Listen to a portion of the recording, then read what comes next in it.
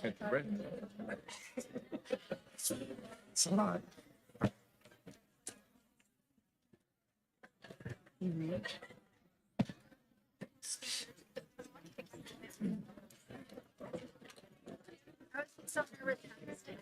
Right. Not. What you said, sit down so she can stand back up. Yes.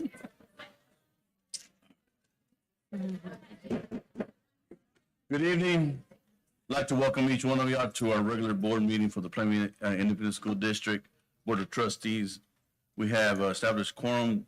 Ms. De La Garza will not be in this evening, but I'd like to welcome everybody here this evening. We are going to start with the pledges and with the invocation. We start with the invocation. Let us pray. Heavenly Father, thank you for this evening, Lord. Just thank you for everything you provided for us. Lord, just be with us as we direct the business of the district.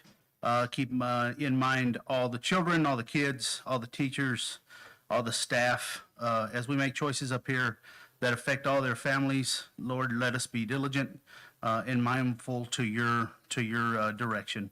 In Jesus' name we pray. Amen. Amen. Thank you, Mrs. Sosa. Would you please stand? I pledge allegiance to the flag of the United States of America and to the republic for which stands one nation under God, indivisible, with liberty and justice for all. I pledge allegiance to thee, Texas. Allegiance to thee, Texas. One state under God, one and indivisible. Thank you, Ms. Sosa.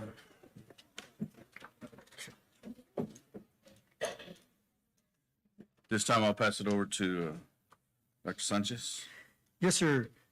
This is an evening heavy in student recognition, and the last two board meetings before graduation are always the best two board meetings, as we have quite a few students that we are recognizing. We have student athletes, we have academic distinctions, as well as club and organization distinctions. So, Mr. President, as well as members of the board, we will begin with boys soccer. So if Coach Hernandez can come up and talk to us about the soccer team.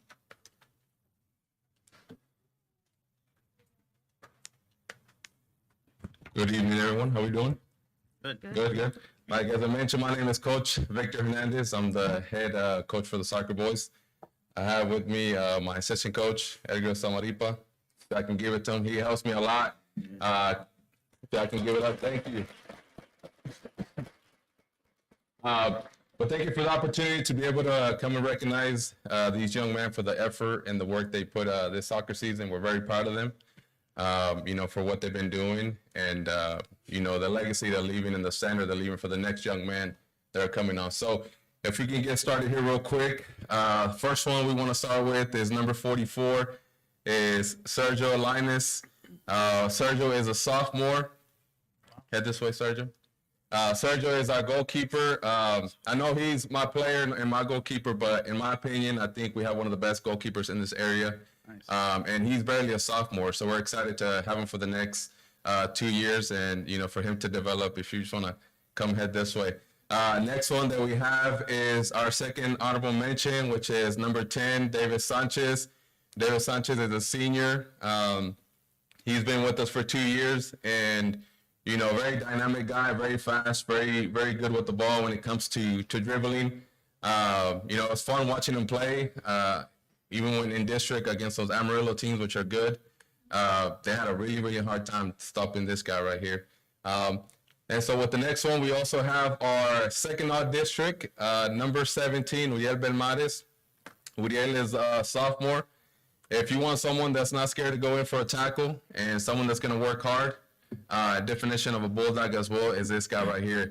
Also a sophomore, so very excited for him to be joining us for the next 2 years, setting that standard for us. Our other second all-district team is number 8, Hector Rodriguez.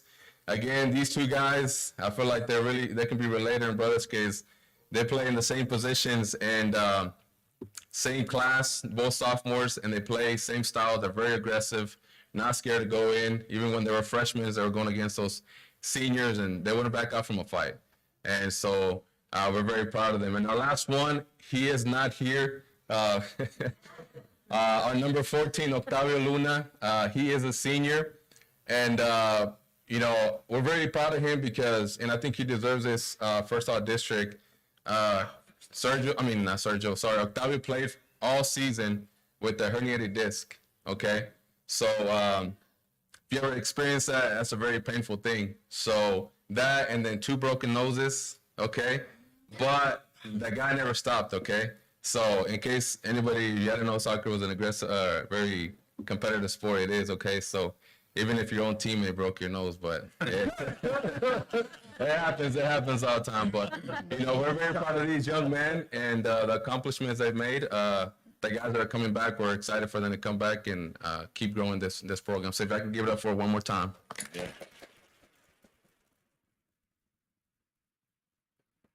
If we can get both coaches up, if y'all will center up and get y'all's picture here.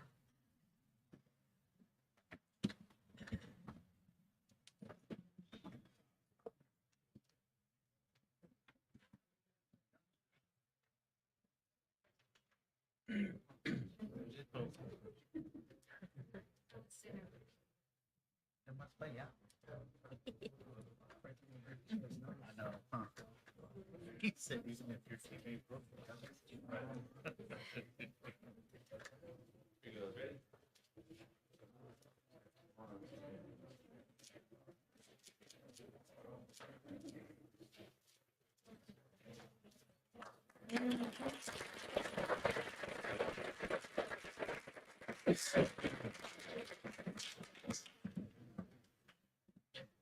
That's good. And the team's doing well. Today, I saw the athletes out there all trying out. I mean, they've been trying out for the last couple of days for soccer, and so the field was busy, and there was a lot of interest, and the stands were full. Next, we have Coach Richardson with girls soccer, and I think they were doing tryouts because I saw a lot of young ladies on the field today. So, Coach Richardson.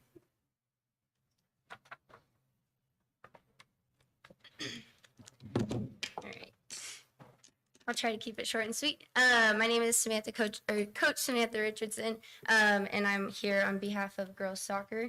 And also I have my assistant, Trini Perez, with me as well. So first, I'd like to say thank you for having us here, and also thank you for all of your support throughout this season. We've really appreciated it. These girls have worked really hard to build this program into something special. They've shown grit and dedication to the school and to this team. The whole team has shown a true team morale and built just such a great culture, and it's created that special bond within our group. They had a really awesome season. They gave it their all, and they scored 14 goals this season, saving close to 140 shots from opponents. So that's a really big accomplishment. And I'd like to introduce a few of those contributors to our accomplishments this season, starting off with our senior defender, Maddie Amador. She was voted our best teammate by a teammate award, so it's an honor to get that from your peers. And she was also one of our team captains this year as well. Next one I'd like to introduce is Yaneli Jaramillo.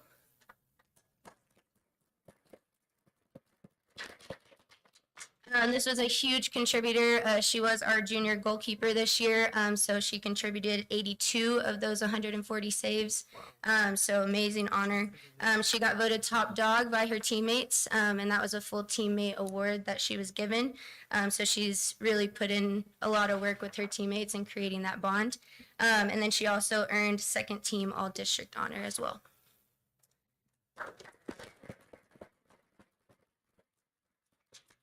Next, we have Abby Pavlicek. She is a junior forward and contributed 7 of those goals this season. So we loved having her up top, and we're excited to have her back as well. And she also played a little bit of goalkeeper, so had the rest of those saves as well. She always steps up when somebody needs her. So great teammate there. And she also earned a district honorable mention honor this year.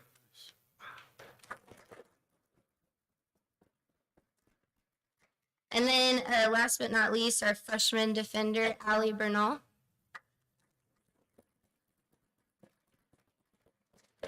Allie earned our team award for Rookie of the Year.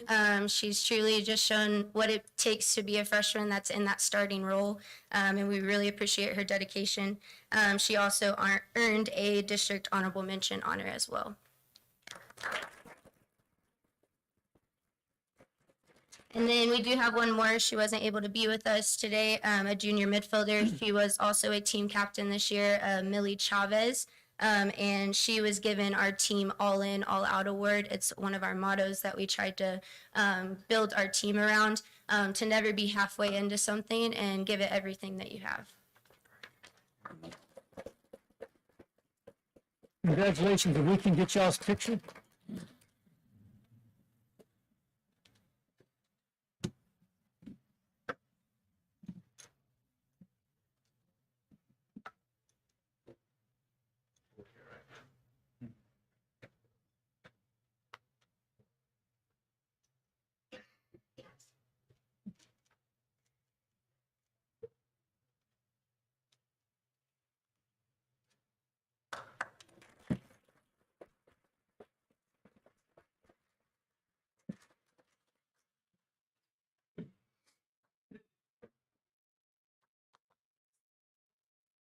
All right, next we have boys basketball, Coach Ogle.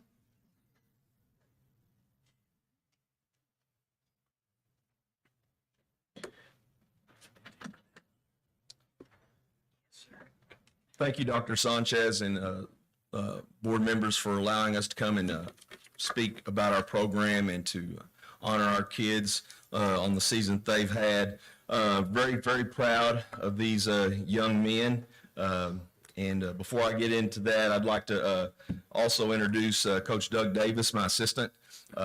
Coach Davis does a tremendous job. He's been here for several years, and basically he does everything that bus route, driving, reservations, meals, you name it, so that I can just focus on basketball, and I really, really do appreciate it. We faced several obstacles throughout this year, and even before our season started, losing a 3-year starter, Jacoby Porter, to a knee injury, and that was a huge loss for us before the season even started. And as the season even went on, we even lost more players due to academic ineligibility after Christmas. So we played without 3, and Jacoby also 4 key players throughout our district season. But the men that we're going to recognize tonight, they did a great job of fighting, determination, and resilience throughout the year to overcome these obstacles. And when I call your name, if you would, please come up here and be recognized. Senior Ian Lopez.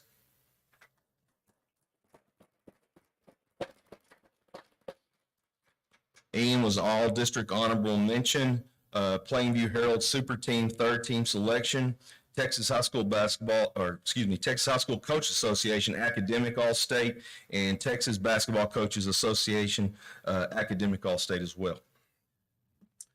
Junior Maddox Ellis.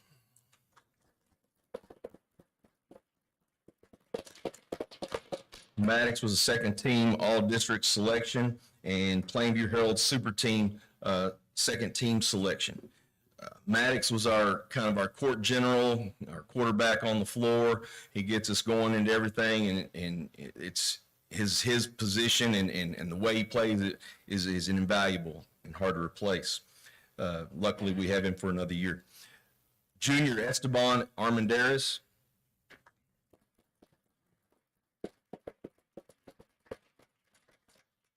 Esteban was the Plainview Herald made the all defensive team selection. He led our team with 35 drawn charges. And as a team, we actually were able to draw 99 charges on the year. So that's something that we're really, really proud of, and that it's kind of a badge of honor for our program. And he was our leader in that and did an exceptional job. Sophomore Dominic Fulton.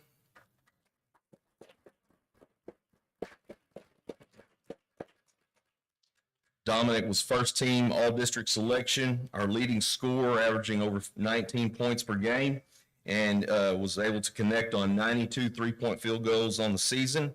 He was also Plainview Herald Super Team first team selection.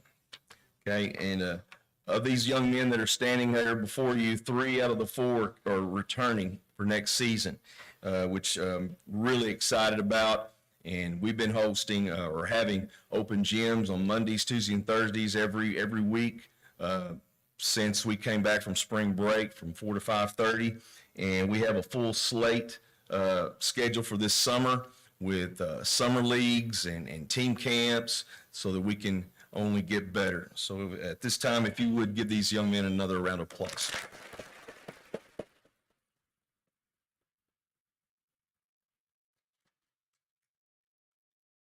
All right, we can get a picture of y'all.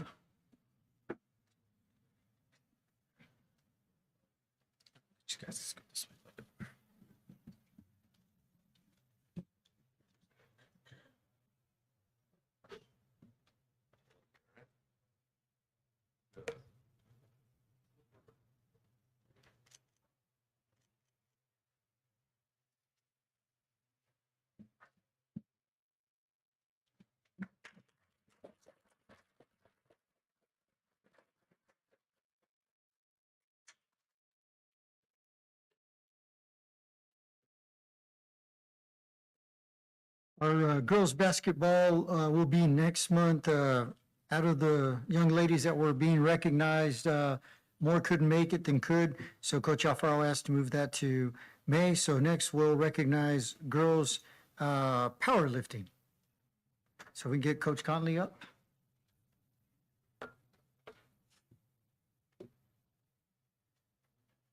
So Coach Conley got sick today, so I'm stepping in for her today. So I'm Coach Cunningham. I'm the boys and girls head powerlifting coach. So all these people that are here today with us, they're all state qualifiers, and they did a really good job this year of just working hard in the weight room. They were there every day. They worked hard, and they were able to get a lot stronger throughout the year.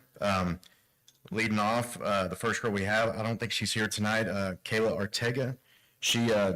So throughout the year, she improved by her weight totals from 700 to 765. And so it's just so y'all know, powerlifting, we do squat maxes, bench maxes, and deadlifting maxes. So 765 is a really good total. It got her into the state qualifier, but she's not here tonight. So the next girl we'll talk about is Valerie Galvan. Okay, so this year she set the regional squat, bench, and total weight for her class records. She also set the school records as well, and she placed 4th in the state meet for her class. Here you go, Valerie. Wow.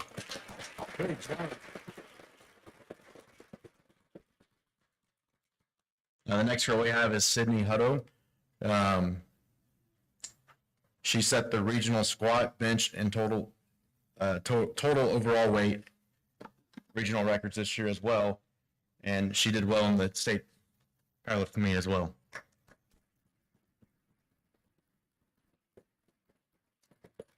So the next one we have is Sarah Navarez. Okay, so she got first place in her class at the regional meet. She also broke her own school bench record as well. That's it for girls powerlifting. So we can get y'all in the middle, and Coach, if you'll do the honors of taking a picture of the young ladies.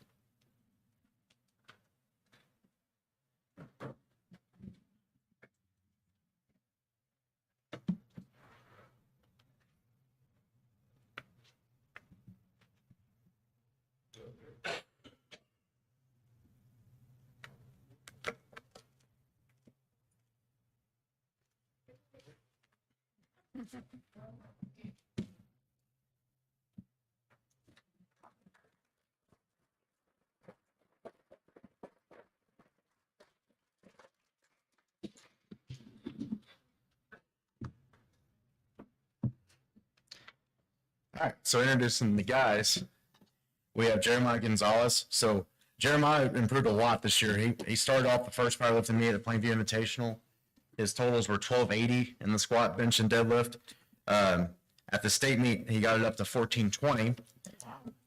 So he set personal records in every lift with squat, bench, and deadlift. So squat, he lifted 580. At bench, he lifted 315.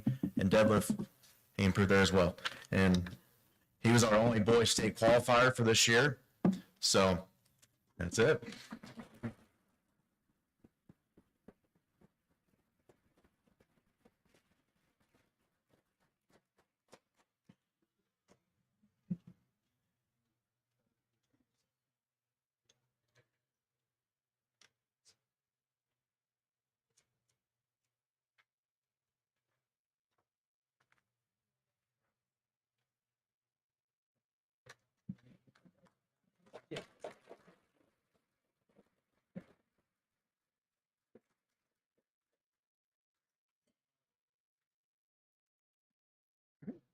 At this time, we'll transition over a bit to some of our clubs and organizations. So we'll start with Spanish Club with Miss Nava.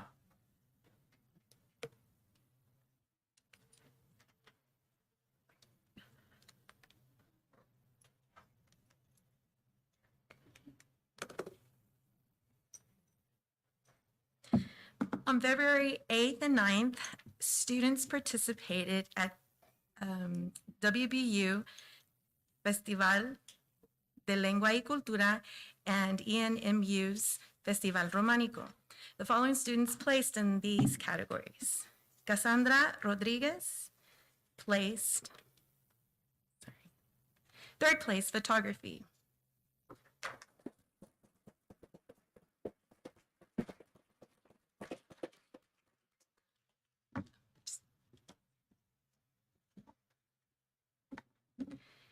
And Liliana Nava, Jesus Rivas, and Natalie Nelson, the dynamic trio, placed third in the talent show at ENMU and at WBU.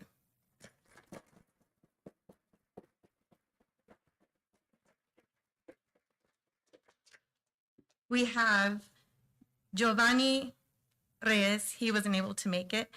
Uriel Rodriguez, Lisette Hernandez, Lilibet Hernandez, Ruben Payan, Mauricio Martinez,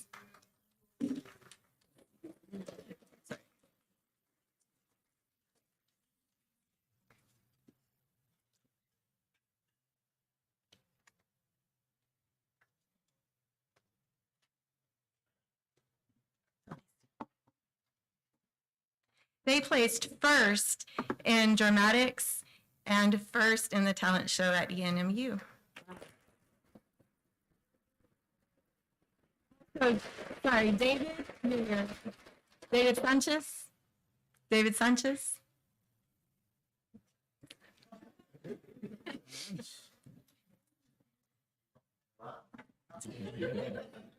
Giovanni Reyes was also in the group and he was not able to be here. Milagros Chavez placed third place in poetry recitation. Diego Gallegos placed third in essays, and Katie Analia Gallegos placed second also in essays.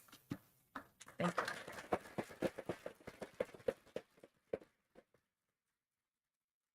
In photography, we also had Jada Vasquez. She placed second in photography. If you would like to see some of these skits and some of this artwork or the ensemble that we had, the trio, you can visit our Facebook page. We also would like to extend the invitation to everyone who has any elementary students to come to our bilingual book reading event on Saturday. It is from 10:30 to 11:30. At the high school, you can come in through the cafeteria doors. There will be prizes, there will be games, and there will be snacks. And we will have a bilingual reading. We will also be joined by Friendship High School and Corazon con Razón. Thank you.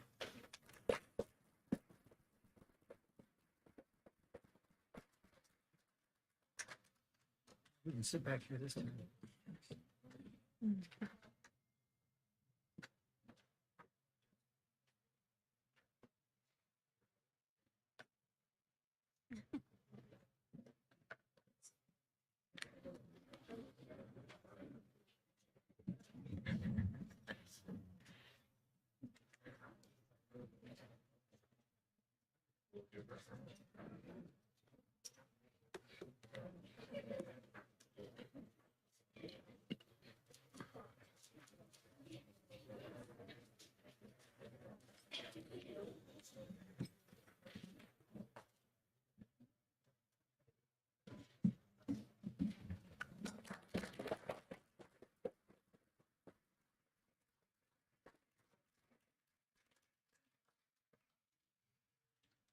Ms. Nava, thank you for the great job with the Spanish Club and involving so many students in such a wide variety of activities. Next, we have UIL Academic Regional Qualifiers. So Ms. Franklin will come up and introduce the regional qualifiers.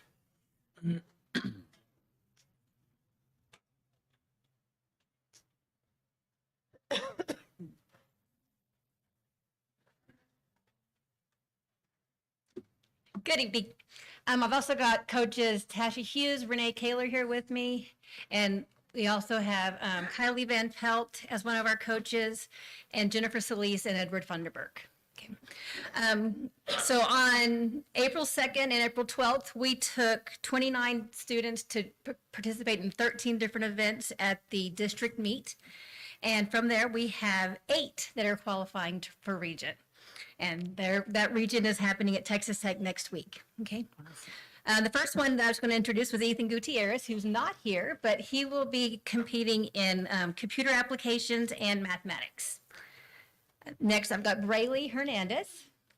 Braylee's a senior.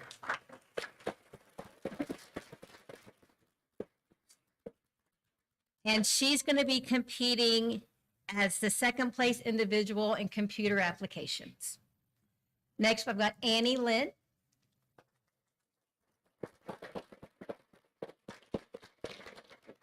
And Annie is competing as part of our first place mathematics team.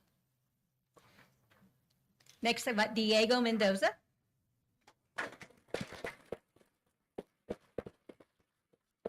And Diego is also part of the mathematics team. Montana Moore. This one's going to take a moment. Montana's a junior. He's going to be competing as the first place in copy editing, third place in computer science, first place in mathematics, and part of the first place mathematics team. And I just found out he's going to be competing in number sense as well at region.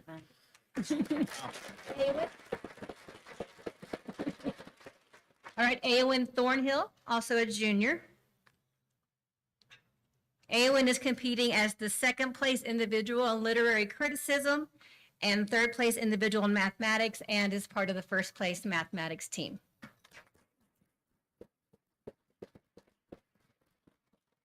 Marian Dominguez.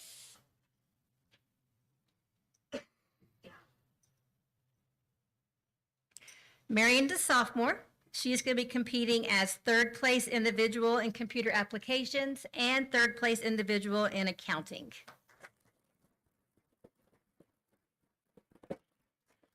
And Sarah Hernandez, also a sophomore. Sarah is part of the first place mathematics team.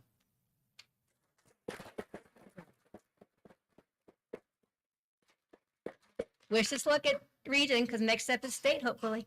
All right. Thank you all.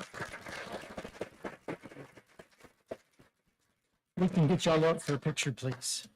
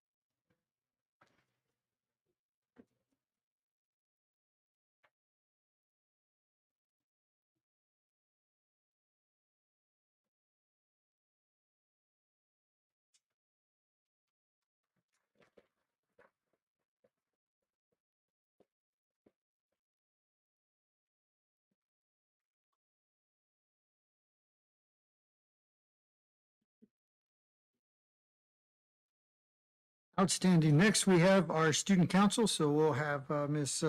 Shackelford and Ms. Madrigal come up to talk about student council.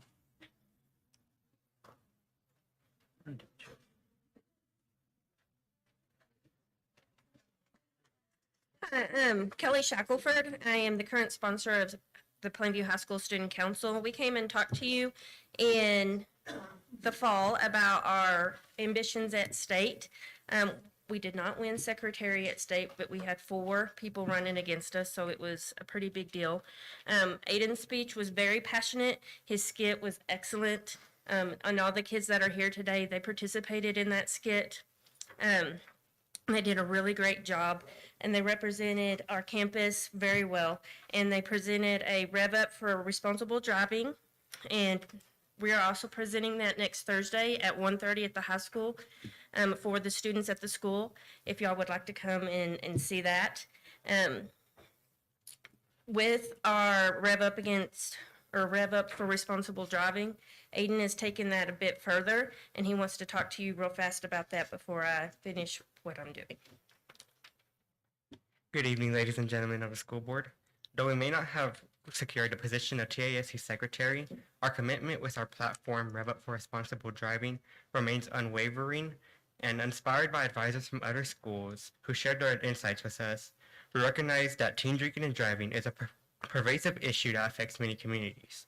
In light of this, I am proud to announce that we will be taking proactive steps to extend our efforts in our school's borders.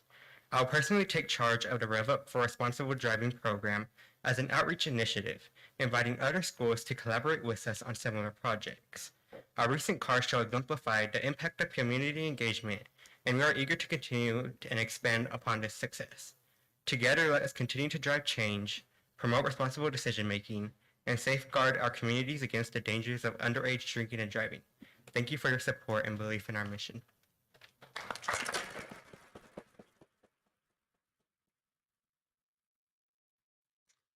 While we were at state, we did get some sweepstakes. This means that our kids participated and put on at least 15 projects for each one of these programs that we are getting recognized for. And so our first one is, this is Ariana Mariquin. She is our president for next year, and she's got our sweepstakes ribbon.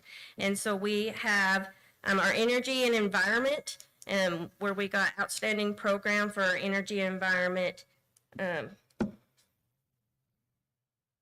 education, and Yesenia Montoya is presenting that. She also presented a table talk at state and did that with another senior in our organization and did very well. Our next one is drugs, alcohol, safety, and health outstanding program. Claudia Amata, our senior, is presenting that one. Pride and Patriotism Education and Outstanding Program by Camilla Corral, yes. And then we have Community Service, where we've done at least 3,000 community service hours this school year, and that is being presented by Carissa Gonzalez. We also obtained our National Gold Council of Excellence, and this is the second one we've gotten from the National Association of Student Councils, and Maya Duran is presenting that one. Aiden is also running for the Vice President of Service with the National Association of Student Councils, and he will find that out in May 21st. So, there are our kids. Congratulations.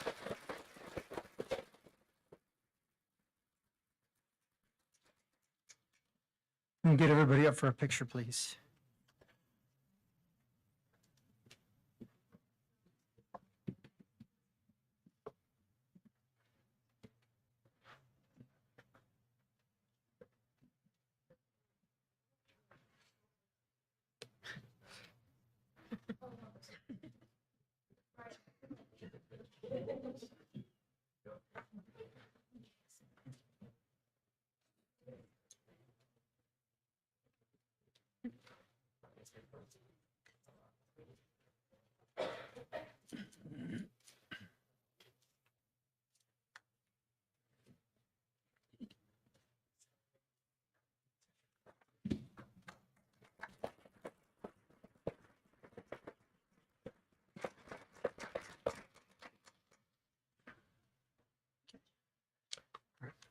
Next, we have Mr. Brundage with the bowling club.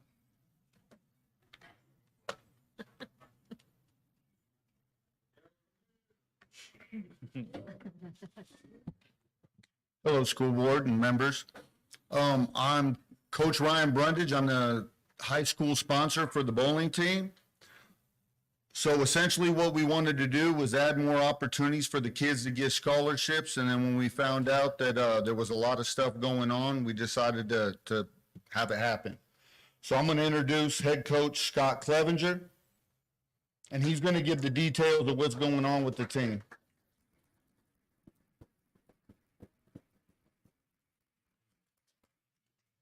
Good evening. Thank you for having us this evening. Yes, Plainview has a bowling club. I know that's a shock. 4 years ago in Lubbock, the West Texas High School Bowling Club was established. We compete against all of the Lubbock schools, Idalou, Smyre, even as far as Snyder. We have regionals. We compete against the Amarillo schools as well. And we have tournaments that bring in schools from the Dallas area. So we are far reaching, and it's a very competitive club. 2 years ago, we decided to get Plainview involved. And so we had 4 seniors. We had Braylon Horn and Josh Lopez. We had Nathan Castillo and Daniel Bogart for our very first year. We only had 4.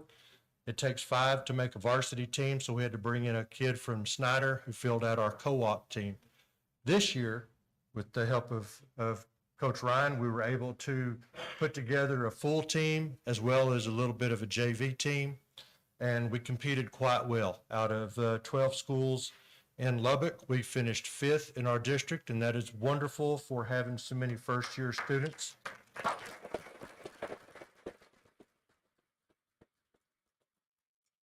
And we'd also like to thank right now Mark Waters. I guess he had to. Mark and Gwen Waters own the Plainview Bowling Center, and they allow us to practice here at no charge to our club, which is very nice.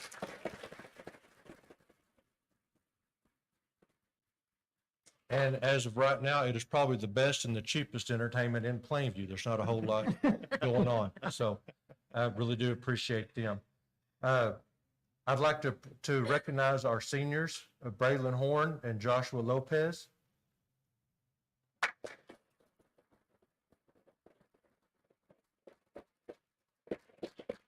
Josh Lopez started last year. He was kind of the instigator of wanting to get something done here. So we decided that's why we started to get this club together. And 300 is a perfect score in bowling. And Josh has established himself as the second highest in the whole entire district as a 212 average. Wow. It's a very, very good bowler. This second year in a row, he was able to compete for the Texas State High School Championship, and he competed well in both years in that. And also he qualified for the all-district team, and they did very well in that. He was second in that as well. Also, our Plainview team also completed in a tournament in the all-district tournament regionals in Amarillo against all the high school teams. And we placed 5th. Like I said, we placed 5th in our district, so we did really well. I'd like to introduce our juniors. We have Sebastian Beltran, Rafael Estrada, the Duster,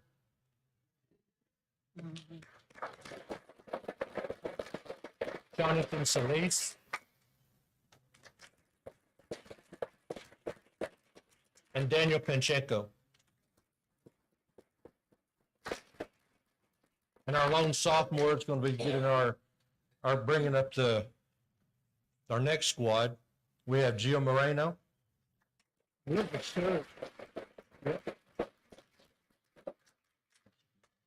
have a very good time with these. We actually hope the next season to have a girls varsity. We can have one boys varsity, one girls varsity, and as many JVs as we need.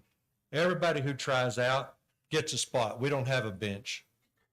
So, and all the averages are running averages. So the varsity fluctuates quite well, but these guys really, really compete hard.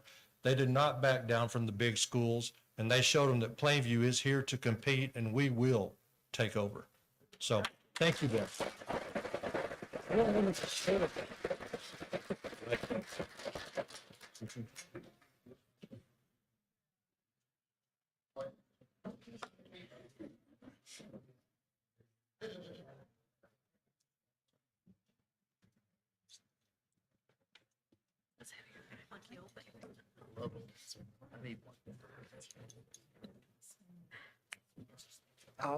Yeah, I know everybody wants the one with the bulldog with the bowling ball. That is too awesome.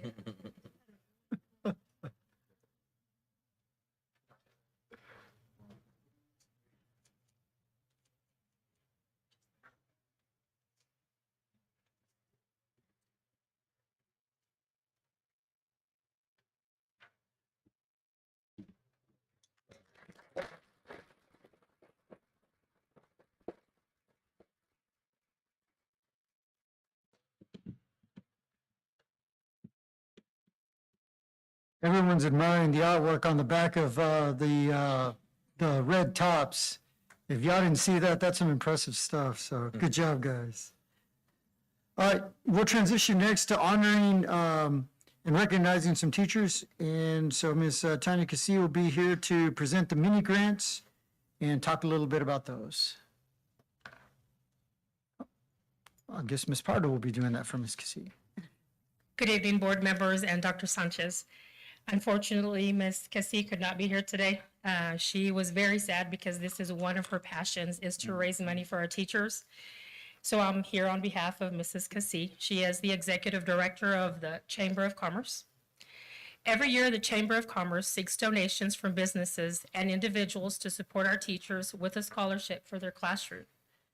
This year, the Chamber of Commerce gave away 31 scholarships, ranging from $150 to $300. Now, remember in the past, normally, they would only give away scholarships up to $150. Because of inflation, we've all heard of all the prices going up with everything. We reached out to Mrs. Cassie and asked, could it be possible for some of the scholarship recipients to receive maybe up to $300? Because if you think about it, some of the classrooms have 22 kids in the classroom. Some of the classrooms have up to, I don't know, high school people, you can do the math there, hundreds of kids for one project. So they were very kind and they accepted that. It just is amazing to me that this year we gave away 31 scholarships, even though we went up on the amount we gave to the recipients. Every recipient wrote a grant describing the innovative lesson and the materials needed for the lesson. Tonight, I would like to recognize the grant recipients. But first, I would like to thank the donors who made the scholarships possible. Thank you for your donation and thank you for supporting our students and our teachers. And most of all, thank you, Plainview Chamber of Commerce, because you make this possible every single year. We'll begin with our first group because we have so many. We're going to break this up in groups of 2. Tracy McIntyre, North Elementary, Popsicle Stick Windmills.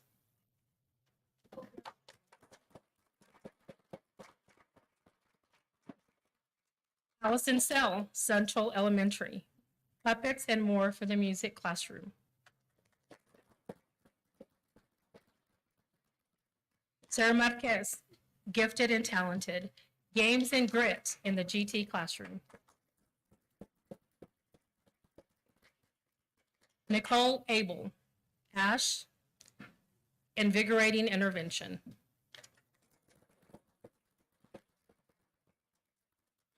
We still call it Ash. Melba Folsom, South Elementary, calming station.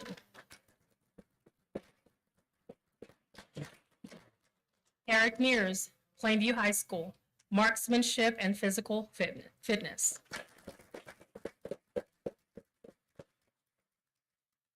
Lisa Oglesby, South Elementary, interactive literacy stations.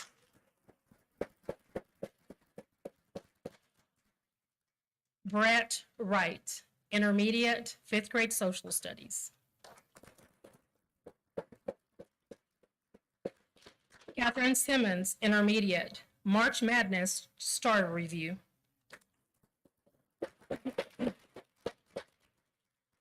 Mahari Smith, intermediate, March Madness Star Review as well. Natasha Canales, South Elementary, sensory tools for special education students.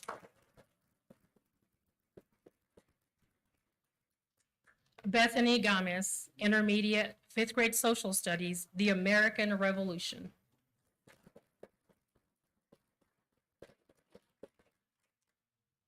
Billy Lee, intermediate, importance of fraction and percent concept.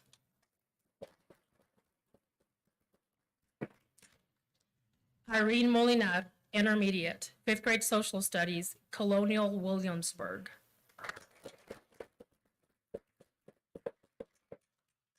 Elizabeth Martinez, South Elementary, interactive literacy stations. Tina Bettis, intermediate, Aboriginal Australian boomerang.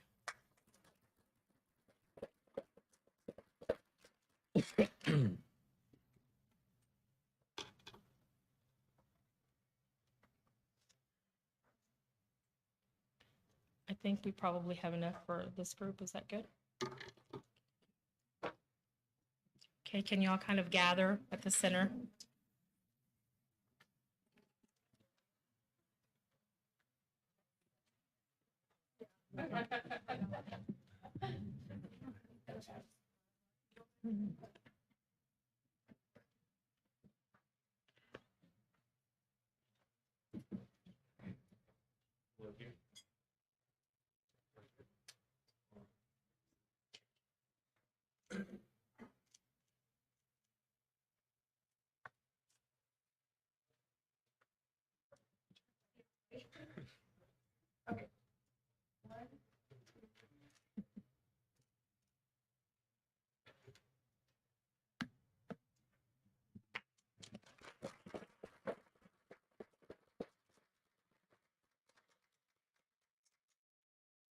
Congratulations to these recipients. Thank you for writing the grants and for being so innovative in the classrooms. Our second group will start off with Annabelle Gutierrez, North Elementary, math, hands-on math.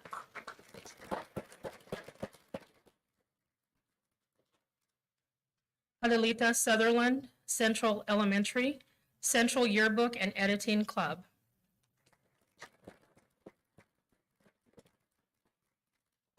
Andrew French, South Elementary, Targeted Movement.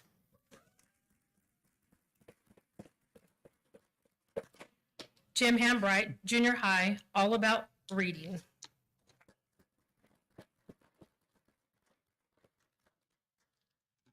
Lisa Davis, Junior High, All About Reading, Level 3. Armando Martinez, North Elementary, Run Club.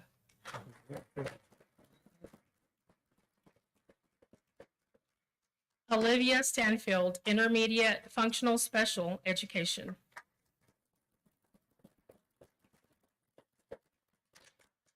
And I forgot to mention Mrs. G. Juliana Cala, Central Elementary, Eureka Math.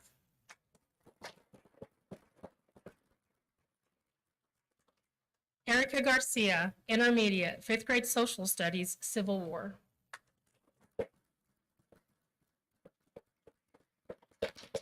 Misty Batista, South Elementary, Environment, Foster Different Learning Needs.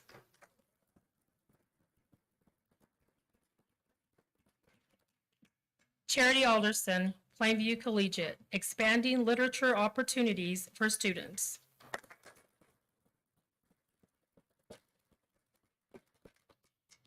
The following people were not able to make it tonight, but we would definitely like to recognize them. Allison Sell, Central Elementary, Puppets, Music, and More. I think I did recognize her earlier. Barbara Garcia, Intermediate, March Madness. Casey Lee, March Madness. And Stacy Bacco, Intermediate, Exceptional Education Inclusion Program.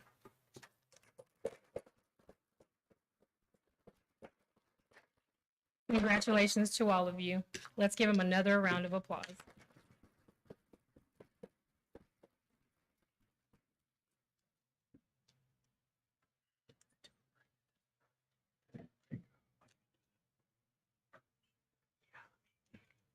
My apologies, we left two people off. Last but not least, Leslie Lara. Let's give her a round of applause.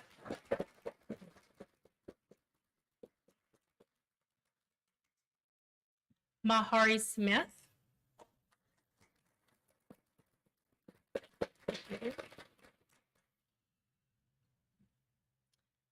Thank you very much.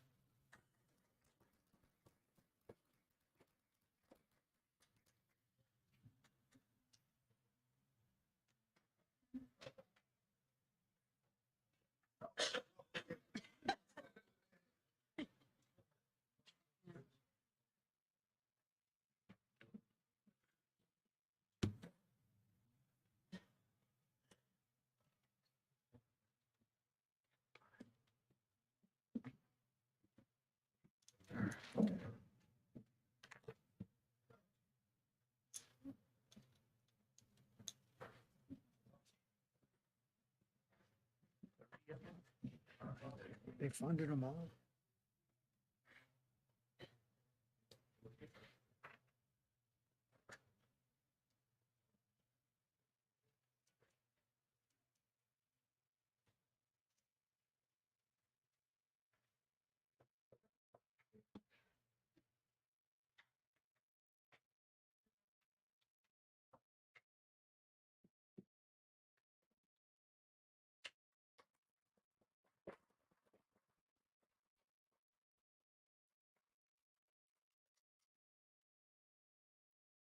Okay, next, if I can get Coach Haddock to come up for a special recognition.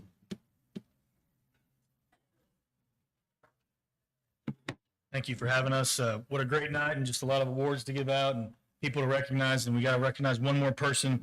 We've recognized a lot of teachers and kids tonight, but last year we had the to go out and find us another head basketball coach, and we went on a great search, and we feel like we found the best one that we could find. And when we brought him to Coach or to Dr. Sanchez's office, we told him, hey, this is a great man, great person. I'm going to teach kids a lot of character, but he also wins a lot. And he wins a lot. And he came to Plainview with 486 wins. And on December 30th, 2023, at the Monahans Chamber of Commerce tournament, Rob Ogle got his 500th career win as a head basketball coach for the state of Texas. So.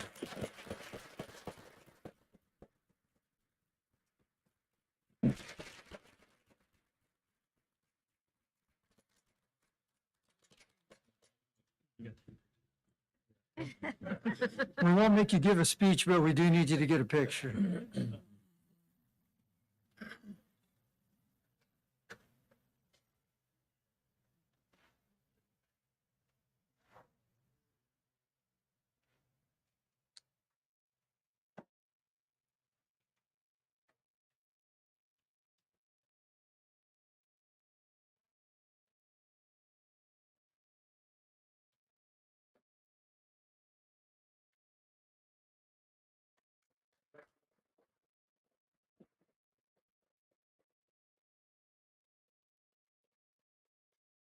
Again, let's give a round of applause to all our outstanding achievements of this evening.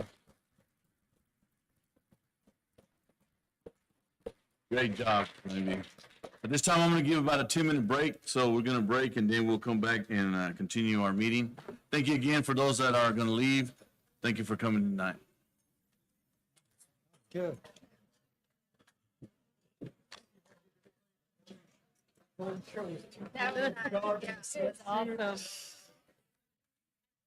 The yellow. The yellow.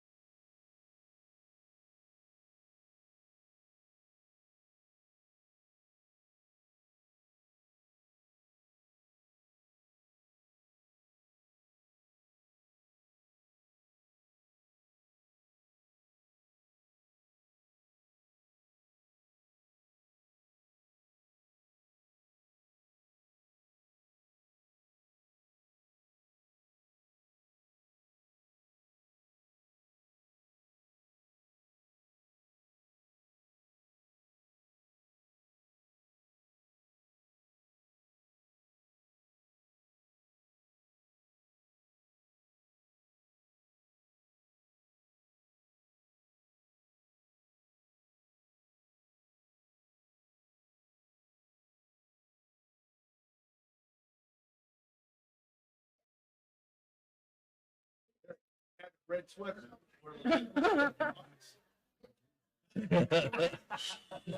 Yeah, no, I have the shirt draped over one of my chairs. but He's gonna break it out at graduation. It's so cool. Graduation? Graduation. Oh, with a little dog and his little sweatsuit, that was chill. You're really cool.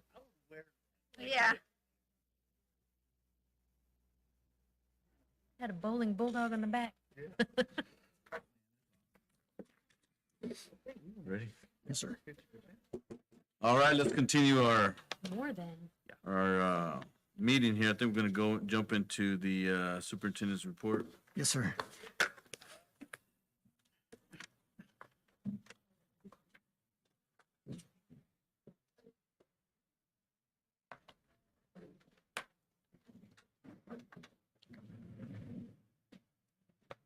So, I'm gonna move the chair a little bit. Okay, gotcha.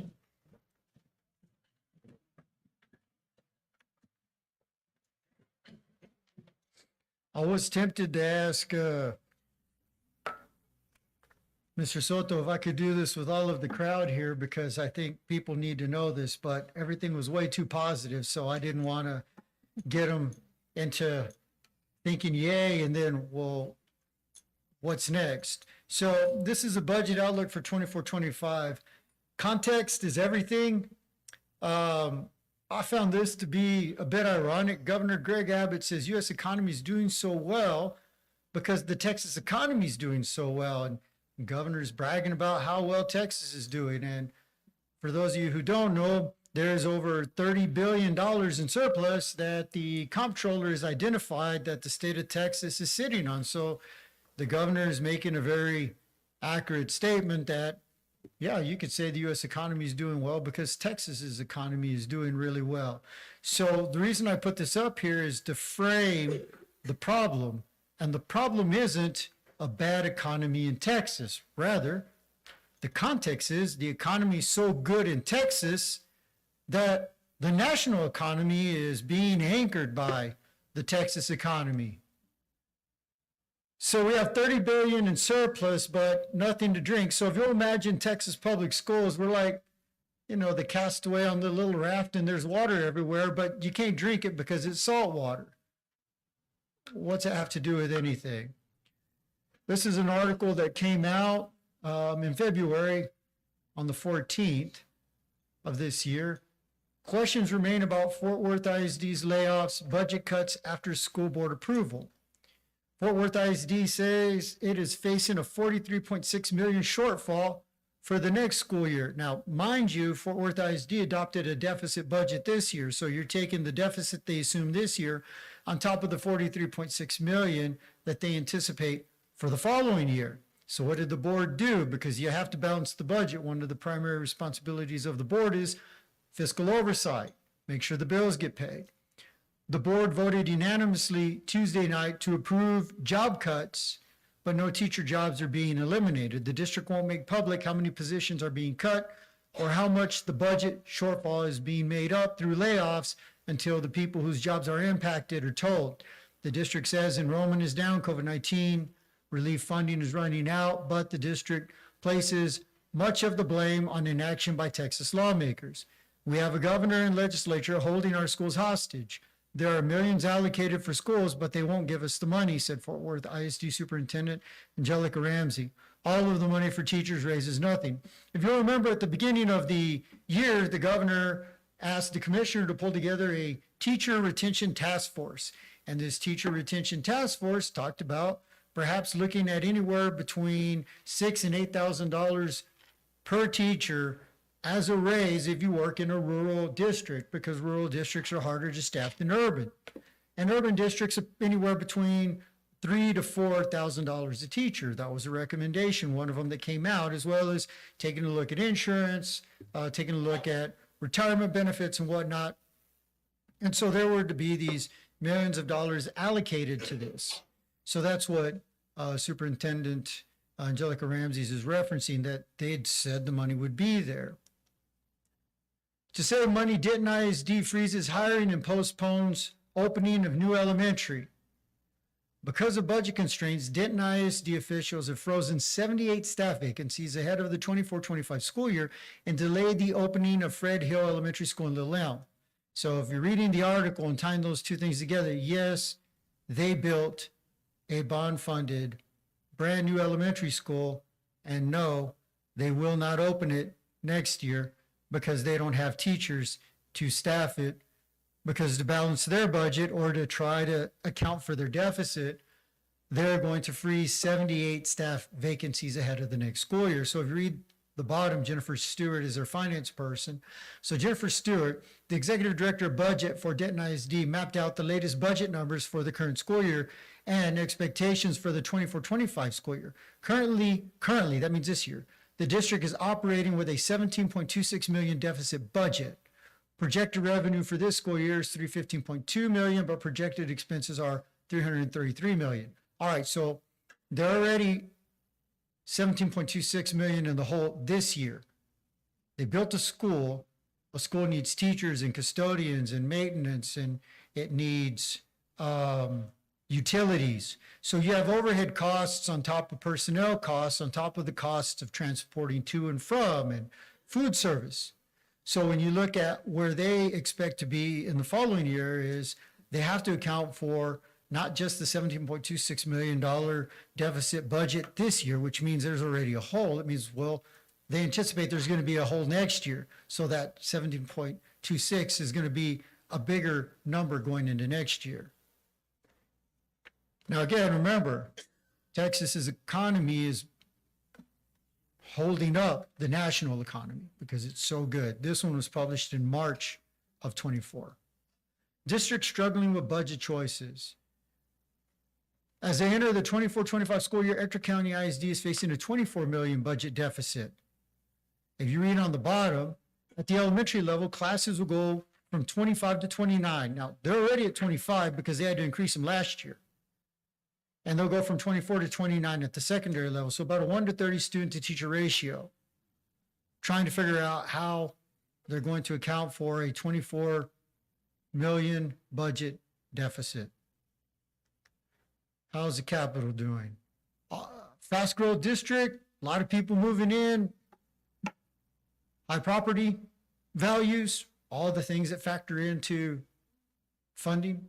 Austin ISD could raise taxes, cut positions to help a potential $60 million deficit. Now that deficit is bigger than our entire annual budget by about $7 million. So despite having a $33 billion surplus, Texas hasn't increased enrollment-based funding for public schools since 2019. Texas lawmakers have included allotment increases in education-related bills like school voucher legislation, but those bills haven't passed. The district said a recent survey reported that nearly half of the state's school districts face budget deficits. That's this current year. Think about next year. There will be no district that is functioning without some level of deficit. That led to AISD maintaining a $30 million deficit in future budgets. Any additional expenses such as raises would result in more cuts to the district. 80 to 85% of Texas public school budgets are allocated to people because we have students that we serve, and we serve them with teachers, and teachers are people. And so when you look at what's the primary cost, it's not trucks or buildings or utilities, it's personnel. So when you have to cut $60 million or $20 million or $30 million, that means you have to pare down on staff positions because there are only so many non-personnel related things that you can cut. For example, our budget, out of the $53 million, about 11 of that is not assigned to personnel. So if we have a deficit to make up, only $11 million of our budget isn't assigned to personnel. The rest of it is assigned to people and their insurance and what we pay on workers' comp, what we put into their retirement. All of those costs are personnel related. Okay. So as we look at the 24-25 school year, if you'll remember, we presented the board a balanced budget and we followed a balanced budget this year. So as we prepare for the 24-25 school year, we anticipate between a $3 to $4 million difference between revenue from state education allotments and the cost of education in Plainview. What do I mean by that? All right, so let's go to the 2019 number. So if the foundation school program says per pupil, you get roughly $6,190, and that number is the number they gave you in 2019. And so imagine the last time you got a raise was 2019. Now it's 2024. Think about how much everything has gone up since 2019. Food, water, electricity, gas, replacing 4 tires on a car. How much everything has gone up since 2019. But what hasn't gone up is the per pupil allotment that the state gives school districts. So when you ask yourself, how are all of these districts like Denton, which are fast growth districts, which are building schools to keep up with kids coming in? I mean, they got kids and kids bring in money. How come they can't balance their budget? Are they just not good with money? No, it's if you have a 2019 financial allotment with 2024 prices and there's been no adjustment to how much money is coming in, only an adjustment to how much money is going out. At some point, how much you bring in with how much things cost equal each other, and then how much things cost versus how much you bring in flip. And that's what's happened across the state of Texas. So what's the linchpin? The linchpin isn't that we have a bad economy. The linchpin is the governor's trying to pass voucher legislation, and public school districts and public school boards are resisting it. And so until the governor gets what he's pursuing, which is vouchers to pass, the directive has been to hold the $30 billion back. And every school district, us included, we have to figure out how to reconcile between revenues from the state and the cost of education. Specifically, we're looking at increased utility costs for next year. Our insurance, which is on the agenda, has gone up 33% to the tune of $214,000 from last year. Fuel costs, transportation costs, our daily bus, as well as charter buses. Why? Well, I mean, if things cost more and there's competition, then people with commercial driver's license are worth more. So the bus company has to pay them more to keep them. Fuel costs more. To replace and repair buses, that costs more. So they pass along the costs. Charter buses run anywhere between $6,000 and $10,000 a bus. So when the band takes 6, do the math. So going to one football game could be a little more than what we set aside for a teacher's salary, benefits, and retirement. For one football game, taking the band there, because that's how much things cost. Workers' compensation costs are going up, of course. Supply costs increase. We were looking at a custodial line that in the past had been about $100,000. It's now $200,000 for the exact same supplies. If we need to hire HVAC, plumbing, electrical, we get those charges passed on to us for their increases. Wage increases to retain faculty and staff. Again, we have to find the money for that. That's not coming from the state. Instructional resource costs, which you'll see on the agenda, we have some items there. That's gone up. And technology costs. Number 2, what else? Sweeping legally required but unfunded safety mandates, bullet-resistant glass, secure entryways, guns for guardians, security officers to check doors, and all of the cameras and everything else that we've done as required by law post-Uvalde. We've written some grants, but the grants don't cover the cost of all that we've had to put in to meet the safety standards that are required. And so we'll continue to put in grants, but until the grant money shows up, the requirements are still there and the money comes out of the basic allotment that we get. So it comes out of our general fund. And again, number 3, no adjustment for 5 years to the foundation school program to account for increased staffing costs associated with hiring and maintaining certified educators for general education and special education services. Special education services was another area that the legislature was supposed to take up and reevaluate and fund. Currently, we commit almost somewhere between, on a yearly basis, somewhere between 40 to 30% more than what we bring in to cover what's required for special education. So we get a certain amount in from the state, but then we have to make up the difference. Because if an ARD says this service is needed for a student, we can't say we can't afford it. We have to pay for it. And we can't send the difference between what we get on the special education allotment to the state and ask for a refund. Also, the federal government has tightened up on the SHARS reimbursement.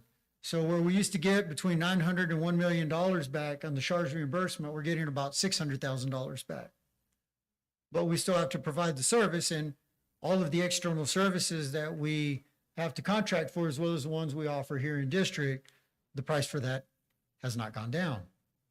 So again, I want to present this information because when you ask the question, all right, so $3 to $4 million, why?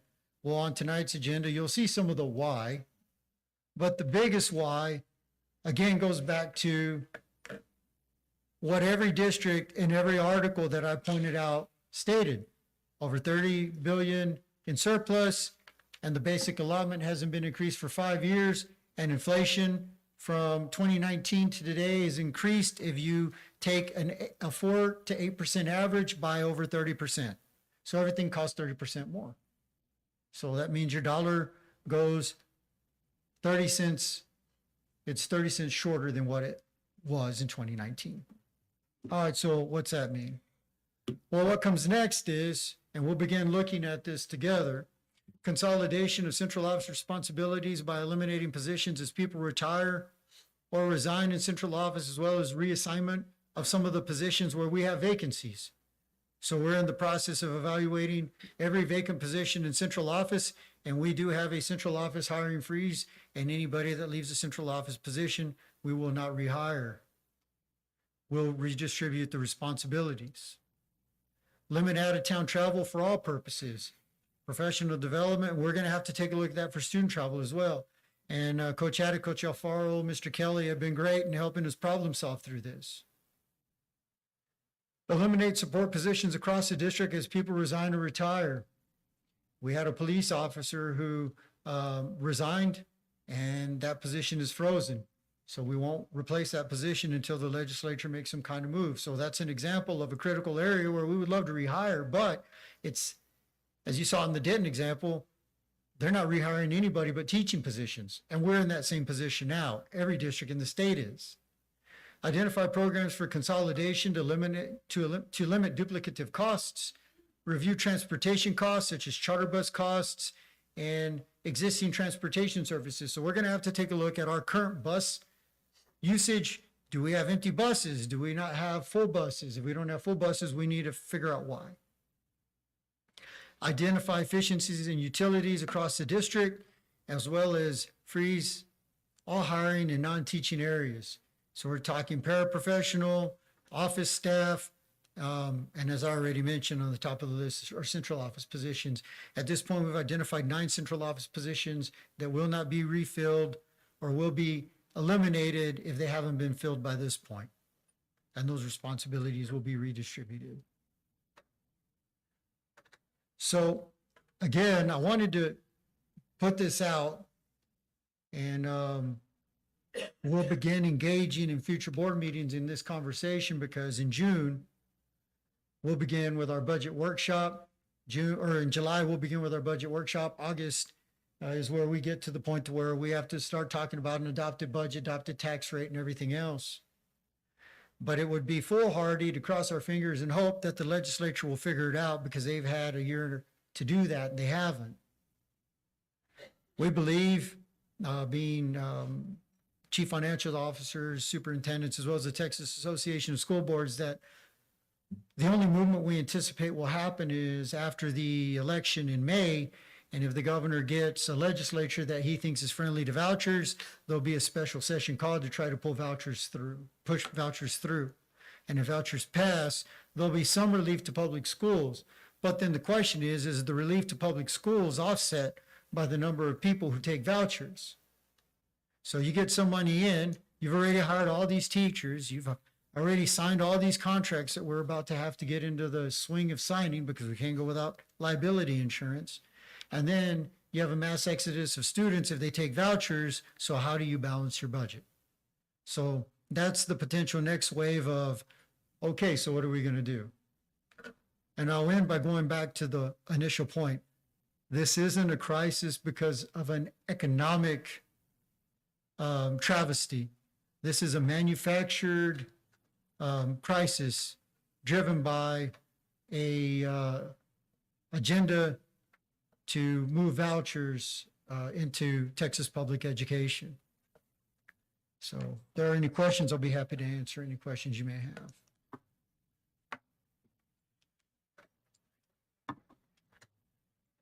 See, that's why I don't want to do this with all the kids in the room.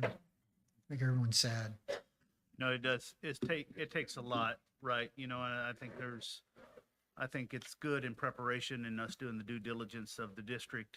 We're in a situation that we're okay, but we Yes. don't want to be in a dire straight situation. So appreciate the presentation. It's, you know, pretty clear cut of where the direction we need to go. So appreciate that and thank you for doing that. Yes, sir. And we'll continue to work on this, and we'll continue to update the board. Today, we sat down with Coach Haddock, Coach Alfaro, and Ms. Long and I, Ms. Merrick, and we looked at positions, staffing, master schedules, coaching positions, consolidations, and vacancies, and where we could move people around. And we'll begin doing that also at the elementary, intermediate level. We did junior high and high school today, so we'll begin taking a look at some of those other areas. Because everything else that we could eliminate by this point, we've already written that down and put a value to it. So now we're at that point. So, all right. Real quickly, Yes. can you talk about, so we've always been able to maintain a really strong fund balance. Can you talk about that? Because we haven't had to touch that. We don't want to touch that.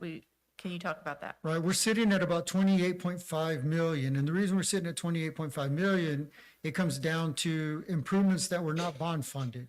Some of the baseball field, the soccer tennis facility, those kinds of improvements were not bond funded. So anything that we did to that regard came out of fund balance. We're at 28.5 million. So say that we were to operate like everything was great and we got hit on the high end. So that 28.5 million, take 4 million away from that. So instead of being at 28.5, now we're at 24.5. And I don't recommend that. The other thing that we're going to have to take a serious look at are any construction projects that we currently have on the books for next year. We have some architectural and some engineering that's already been completed.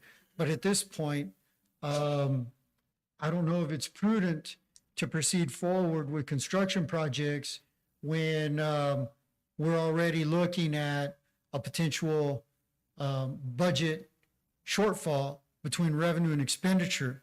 So what we're going to seriously look at is holding off on any new construction and only proceed with contracts that have been signed, such as the HVAC at South Elementary. But anything that we don't have already a signed agreement for, we hold off on, just to make sure that if the governor is going to play the long game is 2 more years of this.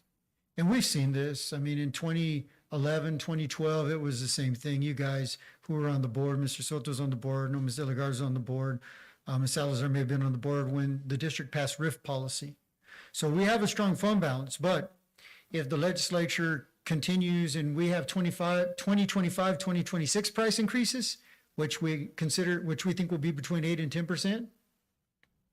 So if we have another 10% worth of increases and we still have 2019 funding, at that point, when we've cut everything we can cut, consolidated everything we can, and eliminated all the travel that we can eliminate, at that point, then we have to look at fund balance. And we'll be in a position like the districts that I was sharing there, where they're all, I mean, when they say deficit budget, it doesn't mean that they're going out and getting a payday loan. It means they're pulling that out of their fund balance to make it up. But every one of those districts, I mean, they don't have an endless fund balance, just like we don't. So yeah, we could absorb 4 million for about 2 years. But again, I believe the long game is going to be 2 years. And the reason I say that, then we come back up for a re-election cycle for the Senate and the House. And then at that point, if parents have had enough of it, they go in and they vote, and then the money comes back in. So my assessment is this is a 2-year issue. I just don't recommend at this point that we get a whole lot into depending on fund balance and find ourselves in a position to where we don't have anywhere else to cut and we don't have any fund balance. And in 2011, 12, there were some districts that did have to go out for loans with banks to pay salary for staff. We just don't want to be there. It's a good question. Any other questions? Okay, all right, with that, we do have one public presentation, one public speaker. Okay, we do have one public speaker, and you'll have 3 minutes to make comments to the board, and that's Brandy Cook.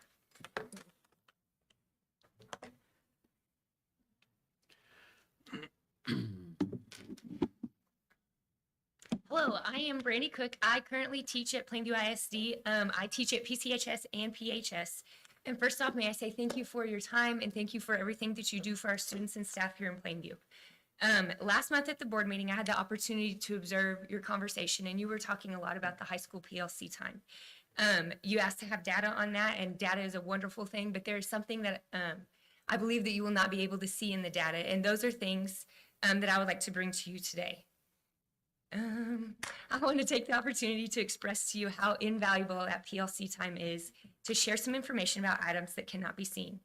Many days, our conference periods are gobbled up by ARD meetings, running copies, fighting and losing fights with the copy machine, grading papers, fixing attendance, emails, and all the things that pop up in your days.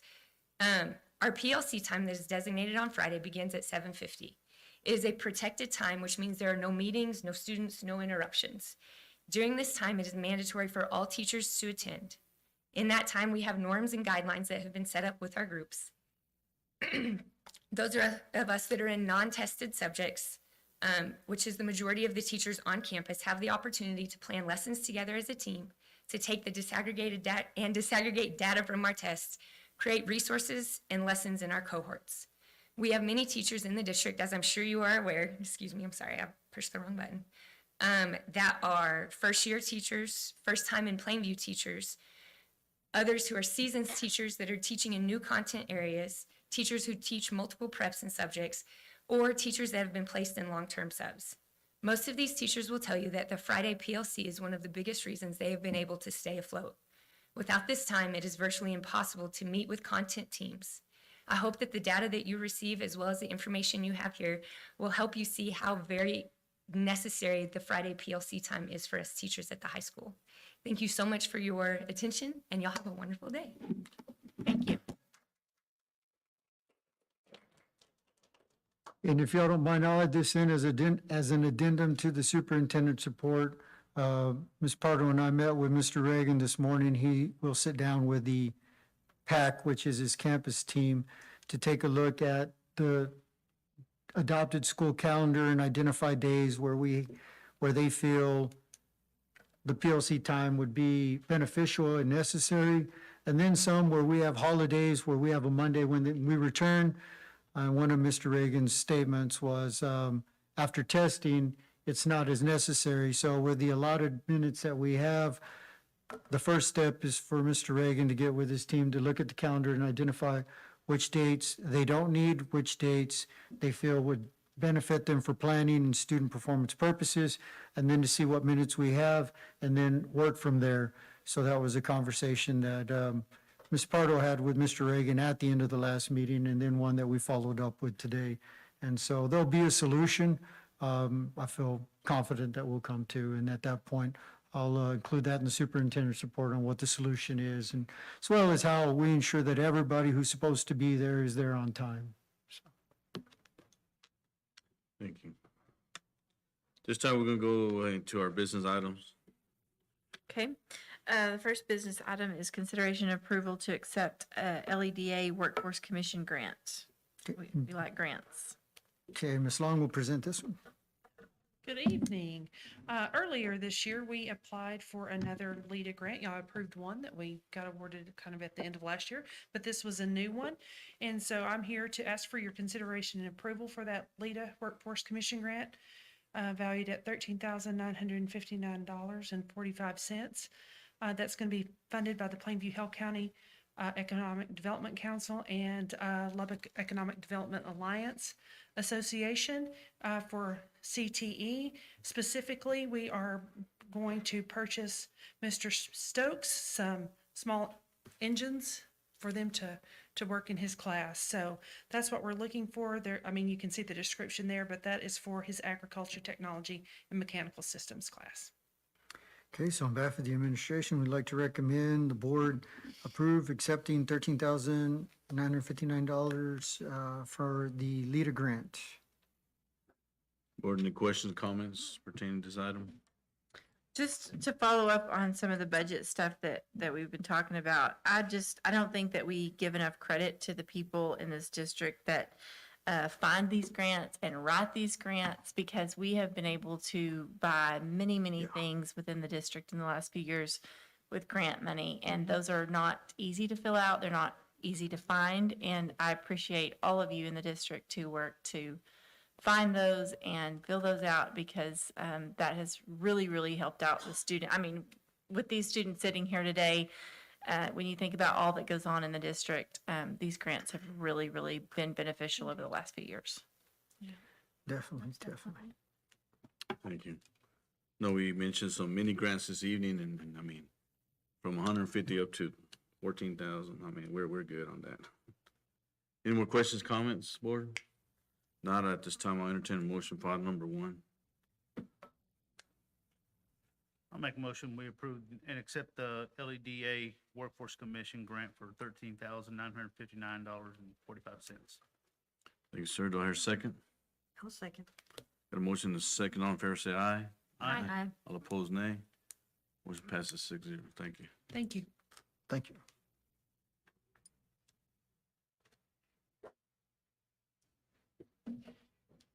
Okay, consideration and approval of K4 STEM Scope Science online licenses and teacher editions. This is another example of the cost of education going up. The state of Texas thought it'd be a really great idea to change the science standards this year, and so they have been changed. We have purchased STEM scopes, manipulatives, all of the items. However, to have access to the online materials, you'll see that price is $97,356. Now, as much as we would love to get online and print everything they have, it's not feasible or practical, and plus it's dynamic and things change, and so that tends to be the way people and things are moving. The teacher's editions alone are $4,624.07. And so this is a necessary piece, because without the licenses and without the teacher's editions, all of these STEM Scopes items we have are useless, and our access to the existing STEM Scopes material, because it is virtual, once the contract is out, you don't have access to it anymore. You put your password in and it's no-go. And this, of course, aligns with the new standards. So this would come out of the textbook allotment, which the state decreased the last biennium as well. But with that, it's necessary, so I'll make the recommendation on behalf of administration for y'all's consideration and approval. Board, any question, comments? Yeah, on here, it does say that the license is $97,000 alone. Is it in addition of the $4,600 for the teacher edition? So it's both? It's both, yeah. It's over 100,000. Okay. Yes, sir. And this license is good for another 2 years? Yes.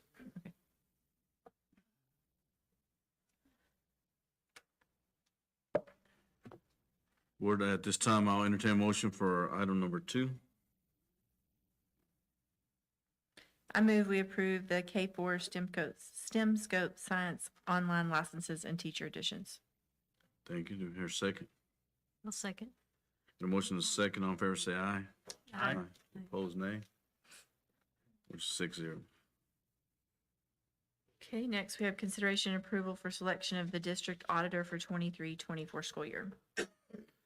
Yes, ma'am. This is a legal requirement by statute that we have to have an external audit. This is one of those costs that in 2020, Ike Bailey's cost of doing business was $39,000. This renewal will be for $53,000. That's a over 30% increase, or from last year to this year, a 9.5% increase. And so on average, they've, prior to this year, it was 10% increases preceded by a 2.5% increase. So we're looking at over 30% increase since 2019, but this isn't a line item that we can just mark out and say, well, we don't have to do an external audit. It's a legal requirement and good business practice. But we do recommend Ike Bailey to continue conducting the district external audit that is reported to the board in open meeting, published on the website, as well as submitted to the Texas Education Agency for their evaluation and then publication thereafter, and part of the first financial rating system report. Board, any questions, comments? So we've used them for a number of years, and their price is pretty competitive, even though it's gone up, I guess. Ms. Dunlap, Ms. Chapman.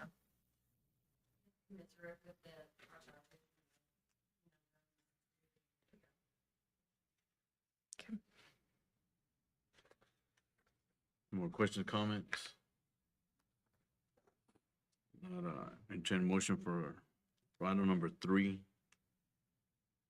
I so move Thank you. for the selection of the district auditor for 23-24. There a second? I'll second. Got a motion and second. All in favor, say aye. Aye. Opposed, nay. 6-0, thank you. Okay, business item number 4 is the approval of the 2024 second semester professional development.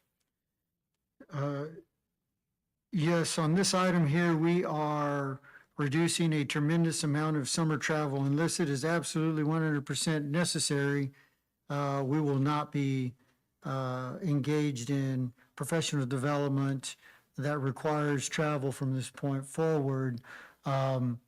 We do have some CTE travel, but that is funded through the Perkins grant, so it'll continue.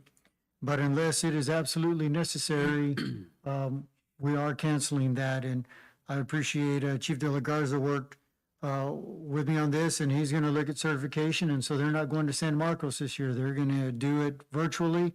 And there are some other adjustments we're making with traveling for admin as well as coaches.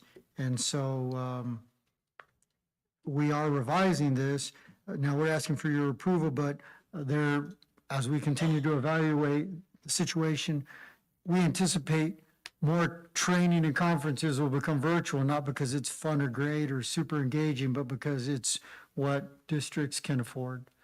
So with this, I'll recommend for you guys consideration approval of the 24 second semester professional development calendar. Board, any questions, comments? It's time I ask for a motion for item number 4. So move. Thank you. There a second? I'll second. Got a motion and a second. All in favor, say aye. Aye. Opposed, nay. 6-0, thank you. Okay, consideration and approval of the board members' certified training credits.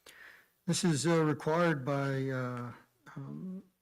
state law. Texas Association of School Boards requires all boards to report their training.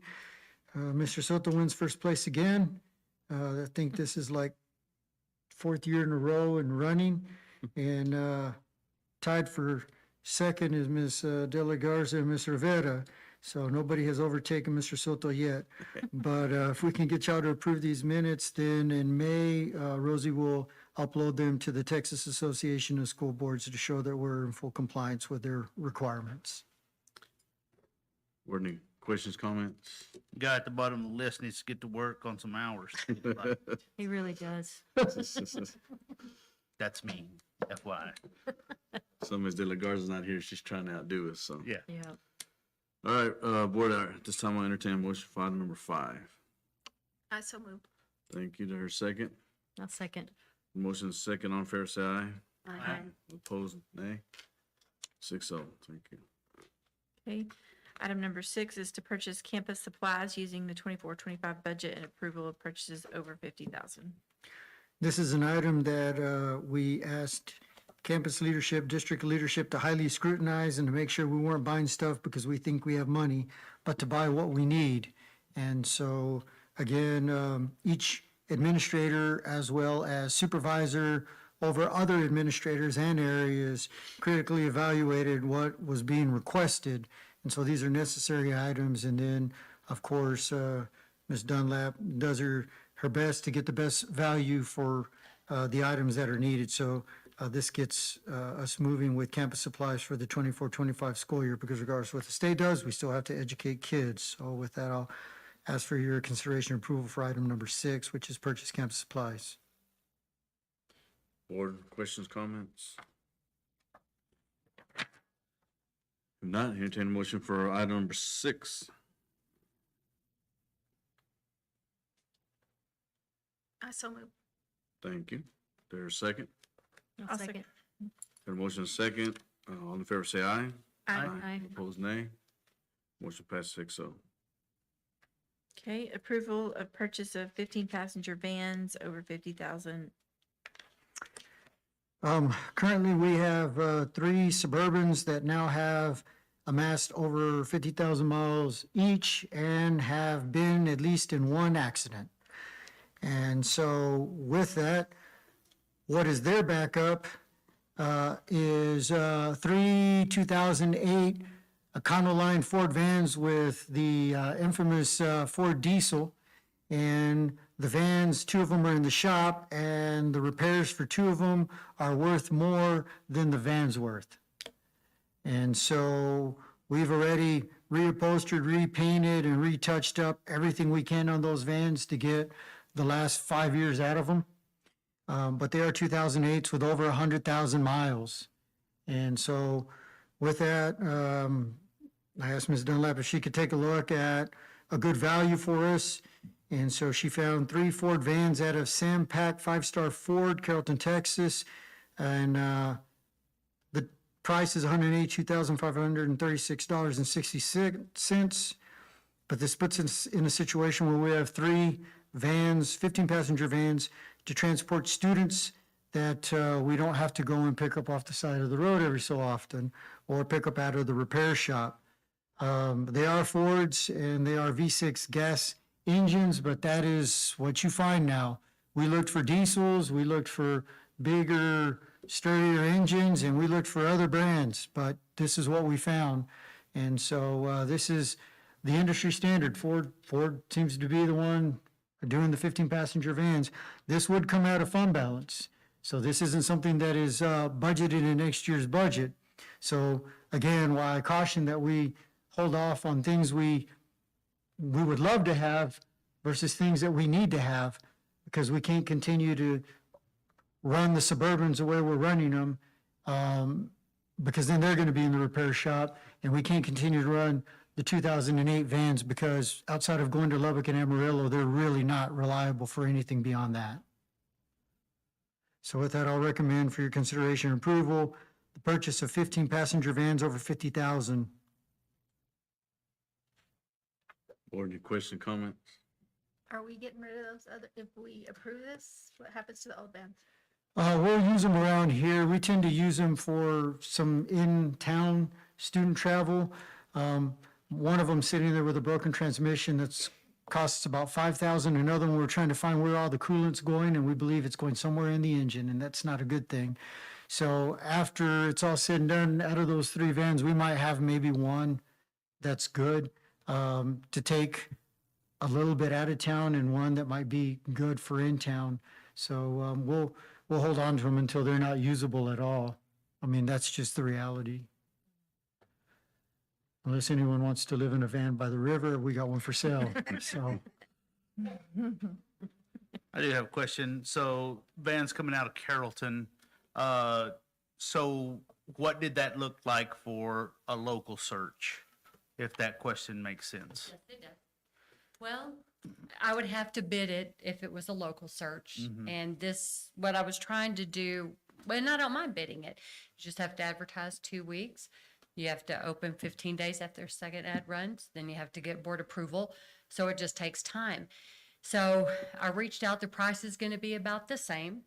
I don't even know that some of the order banks locally, you just feel like you're a little bit at the mercy. Remember, we in the last spring, we tried to go with Smith Family Auto to buy a Ford for the food service department, and they missed the order bank, or it didn't happen, and it was like a year and a half out. So I had to kind of switch and go with Plainview Dodge.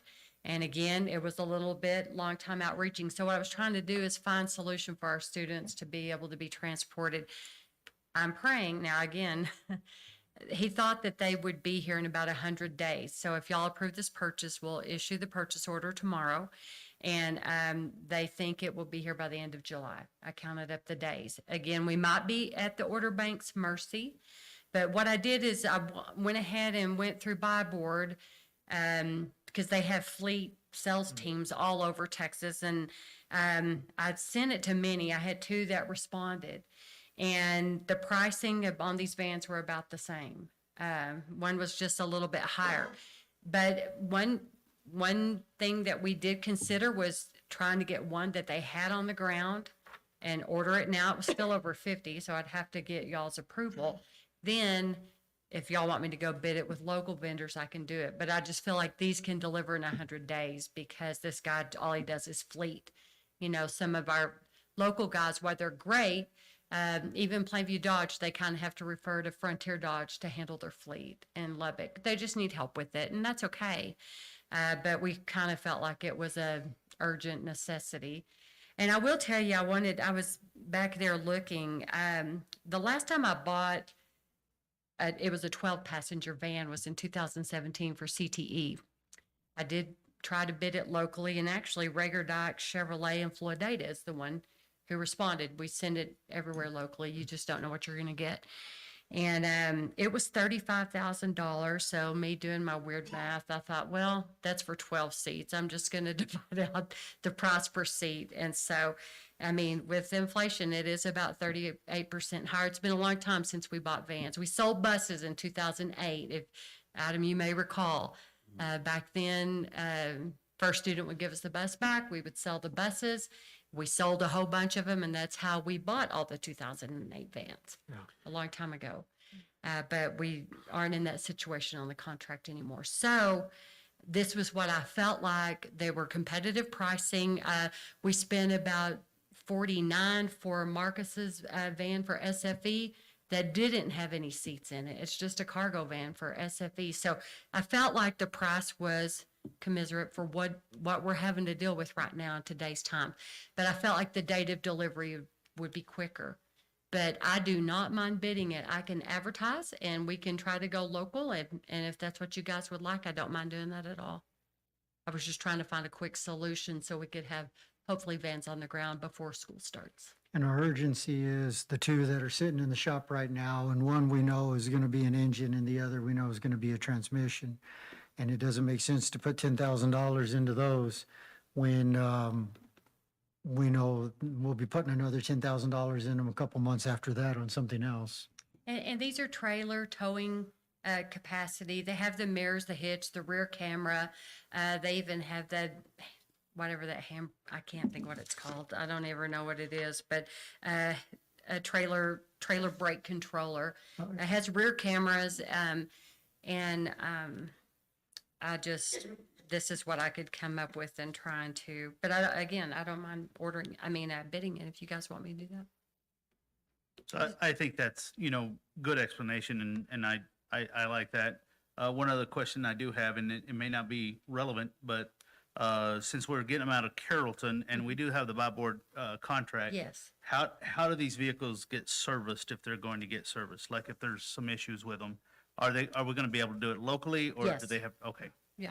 all right. Yes, that's what we've done in the past. And so, like even with I mean, I can't think of any of our new ones that we've had. Maybe a Police few of the vehicles. Dodges we've had. Yeah, the police vehicles were not from Plainview Dodge. They came from Michigan or something like that, but they service them here at Plainview Dodge.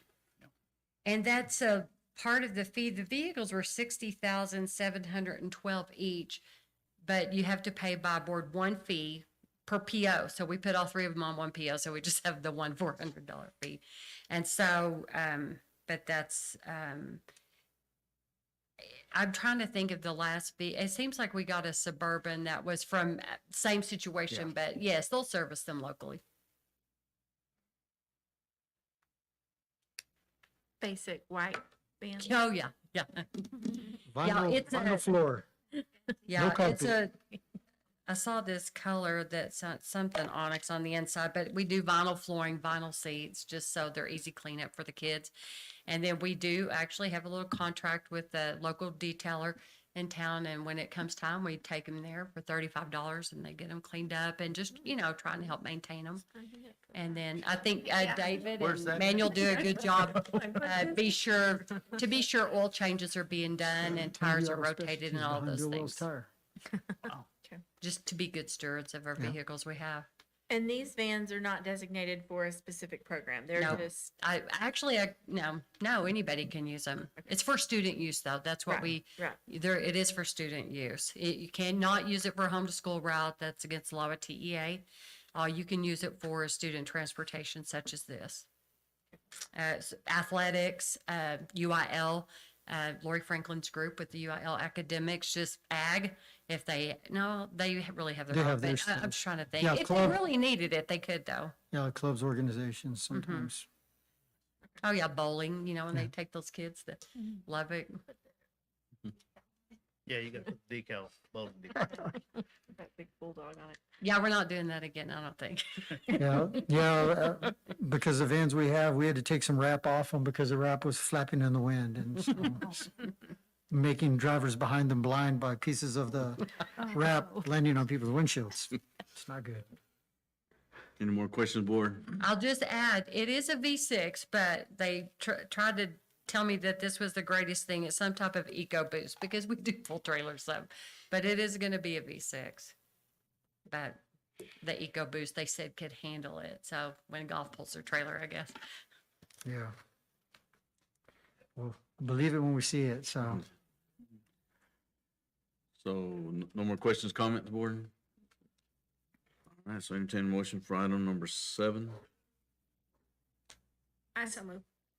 Thank you. Do I hear a second? I'll second. Got a motion, second, all in favor, say aye. Aye. All opposed? 6-0, thank you. Okay. Business item number 8, consideration and approval to renew the contract for Texas Kids First Student Athletic and Accident Insurance. This is a good one. This one didn't go up, and as you can see, this is for everyone and everything that we do within PISD for student care. So it's $57,300. So happy to recommend this one for your consideration and approval, as this one didn't go up. Questions, comments? All right, do I hear a motion for item number 8? I'll make a motion for the approval and renewal of contract with Texas Kids First Student for the athletic and accident insurance. Thank you. Do I hear a second? I'll second. A motion, second, all in favor, say aye. Aye. Opposed, nay. Motion carries 6-0. Okay. Consideration and approval to renew the contract for property, casualty, general liability, fleet, and educator legal liability insurance. This one's the kick in the stomach. This one went up 33%, $213,659 increase from last year. So we're looking at $851,464 base. However, we also recommend the buy down endorsement of $155,530. Otherwise, the beginning deductible of $1 million per building over 25,000 square feet goes into place. If we do the buy down, it would drop it to $50,000. And so imagine a hailstorm hitting every building. It's going to be, in other words, we're going to eat it. We're going to replace it and repair it ourselves because there's no way we're going to hit the $1 million amount for that damage. So in essence, this makes the insurance, you add 851 plus 155, so you end up with $1 million policy. So as you can see, the policy went up almost $250,000 from last year. And to put things in perspective, there are a myriad of insurers that are no longer insuring anything anymore or taking on new clients or customers. So the fact that TASB is still in the business of educating public is still in the business of ensuring public education facilities and personnel, we're fortunate because they are the best value, and there isn't anyone that can provide what TASB has provided. If y'all will remember, they reviewed and are dealing with the Atmos matter, and I believe we're on the point of reimbursing the district for the band hall. They also repaired the gym floor at Ash when the water froze there as well. So, and they're quick. I mean, they're pretty quick. So, you know, this is one of those, it is what it is, and I hate it, but it's reality. And so with that, I'll make a recommendation for consideration approval to renew the contract for property casualty, general liability, fleet and educator, legal liability insurance for 24-25 with the Texas Association of School Boards. Board, any questions, comments? Not hear none, this, entertain motion for item number 9.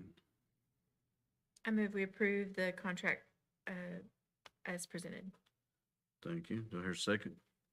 Got a motion and a second on, all in favor, say aye. Aye. All opposed, nay. Which is 6-0, thank you. Okay, and we just need to approve the consensus agenda from the March meeting. Any questions on the consent agenda, board? Right. So, do I hear a motion for business item consistent agenda? So moved. Thank you. Do I hear a second? I'll second. The motion is second on, all in favor, say aye. Aye. Aye. Opposed, nay. 6-0, consistent agenda. All right, I do need to request a brief closed session on personnel matter before we go to personnel contracts. So it'll be brief, and then I will come back out on that. And then after that, I'll need to request another closed session for a meeting with the attorney, and then we'll come, at that point, we'll dismiss all, and then we'll come back after that. So we can do a closed session for contract consideration, professional employment, Ms. Merritt. So Okay. we'll step out over here, and then we'll step back in. It is 8:06. We got going in for Texas Government Code 551.74.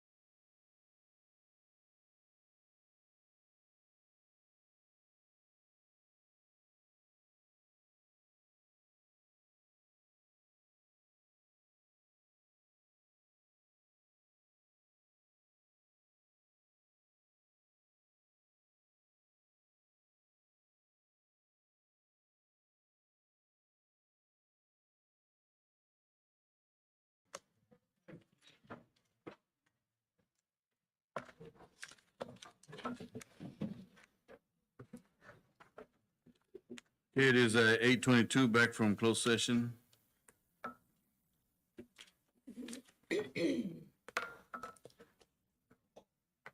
We're going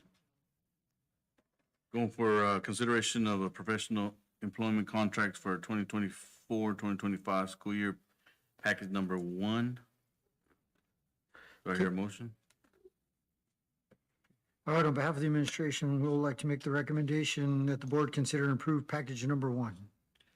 Mr. President, I move to accept the recommendation of professional contracts package 1 for the 2024-2025 school year as discussed in executive session.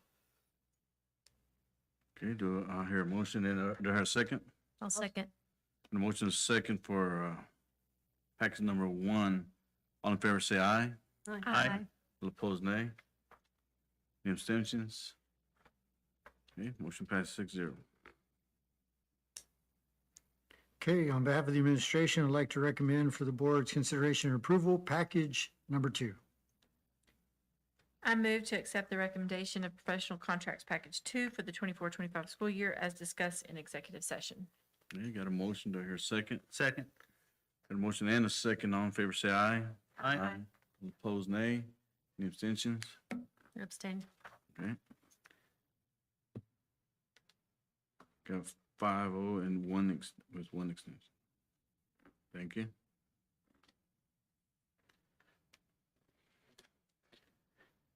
Okay, next for your consideration would be administrative employment contracts for the 24-25 school year. So on behalf of the administration, I'd like to make a recommendation the board consider and approve the administrative employment contracts for the 24-25 school year. Board, we got any comments or questions on this item? Not, do I hear a motion for item number 2? I move to accept the recommendation of administrative contracts for 24-25 school year as discussed in executive session. Thank you. Do I hear a second? I'll second. The motion is second, all in favor, say aye. Aye. Opposed, nay. Abstentions? Motion 6-0, thank you. Okay, so, Mr. President, at this time, I'd like to dismiss all administrative personnel as we will go into executive session for purpose of consultation with our attorney, and then we will come out for deliberation regarding grievance of an employee. So at this time, all personnel are dismissed, and we will go into executive session with your approval for consultation with our attorney. 8:25, we are going into closed session with Texas Government Code 551.071. All right.